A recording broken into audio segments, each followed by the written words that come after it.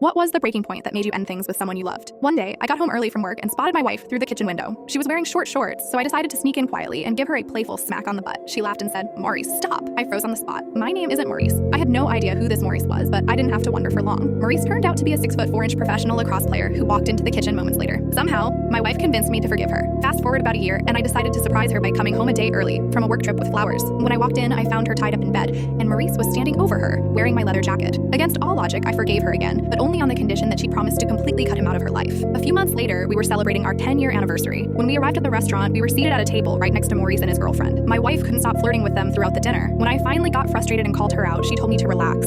She insisted she cut him off and said it was just a bizarre coincidence they were there. Then she asked if it was really such a big deal to catch up with an old friend. Midway through dessert, I went to the bathroom. When I came back, my wife Maurice and his girlfriend were gone. My wife didn't return home until the next morning, and when she did, she had rope imprints on her wrists and ankles. That was the moment I'd had enough. I finally divorced her. Last I heard, she and Maurice are now in a polyamorous relationship.